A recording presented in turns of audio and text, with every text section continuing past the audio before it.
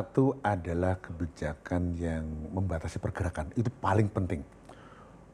Kalau minum jamu macam-macam itu boleh lah, tapi yang paling penting adalah kebijakan itu harus mengenang pada semua orang. Membatasi pergerakan paling penting. Tetapi saya juga tidak begitu cocok dengan istilah social distance. Social distance, mari kita ganti dengan istilah social solidarity. Solidarity misalnya begini, mengerti orang lain. Jadi kalau kita ngerti ya kalau jangan salaman begitu loh. Jadi kata-kata distance itu kata-kata yang itu tidak begitu konstruktif bagi masalah seperti ini. Sehingga kita ganti istilah social solidarity. Kemudian hal yang selanjutnya yang kita apresiasi adalah pengaktifan lagi rumah sakit yang yang dulu dipakai untuk flu burung ya. Di luar itu masih as usual bisnisnya. Tapi yang paling penting adalah gimana kita segera mempunyai skenario yang untuk membangun kebijakan ini. Karena begini, saya selalu katakan ada 4 level kebijakan publik. Satu, kebijakan itu masalah yang strategis. Itu biasa aja sih. Kedua, kalau masalah yang penting bagaimana? Lah, kita itu di level masalahnya level katastrofik. Kalau katastrofik itu yang namanya kebijakannya approach-nya harus skenario.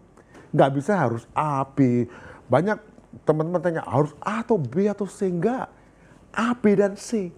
Contohnya, kasih vitamin, ya. Isolasi, ya. Lock up kalau perlu, ya. Semuanya jamu iya. juga termasuk nggak Pak? Iya. Jadi gini, ya? semua kebijakan iya, tapi bagaimana skenario-nya ini loh. Nah yang kita nggak punya karena tidak ada yang memberitahu secara meyakinkan bahwa presiden dan pemerintahan perlu kebijakan yang model skenario. Kebijakan kita model as usual, jadi kasihan juga jadi bikin ini, bikin itu, ada SOP. Iya. Tapi this is business as usual. Yang penting bagaimana kita punya skenario. Ketika naik seperti itu apa skenario itu? Dan itu kombinasi seperti kita kombinasi pekerjaan. Jadi ini seperti sebenarnya seperti mesin yang canggih kebijakan itu. Tembak sini ke sana. Dan itu ada metodenya. Nah yang saya lihat sekarang ini adalah kebijakan yang ada sifatnya adalah kebijakan yang levelnya adalah business as usual. Kebijakan untuk masalah yang sudah seperti biasa adanya. Kemudian misalnya ada pasar lah, ada stock market macam-macam. Tapi kita nggak punya kebijakan skenario. Contoh ya, udah ada nggak belum kita skenario untuk yang namanya pasar saham yang turun terus. Kemudian namanya rupiah seperti ini. Itu harus nyambung. Dan inilah yang beratnya kita karena kebijakan seperti ini tidak pernah diajarkan di kelas-kelas advance kita di kampus kita. Kita hanya kebijakan masalah bagaimana public choice. Itu sifatnya masih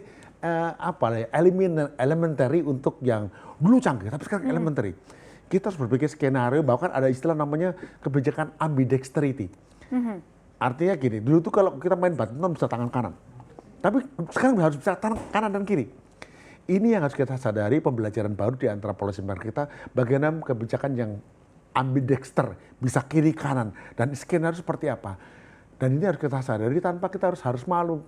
Sehingga saya bilang tadi, kita harus punya yang namanya itu adalah panel expert. Panel expert adalah misalnya ada ahli di bidang tertentu sehingga bicara bersama-sama. Kalau nggak bicara bersama-sama nggak ketemu. Nah ini masalah kita adalah ketika kita bilang, kan udah ada ahlinya. Nggak bisa, kita tidak perlu, nggak cukup hanya ahli, tapi ahli-ahli dan ahli-ahli lagi.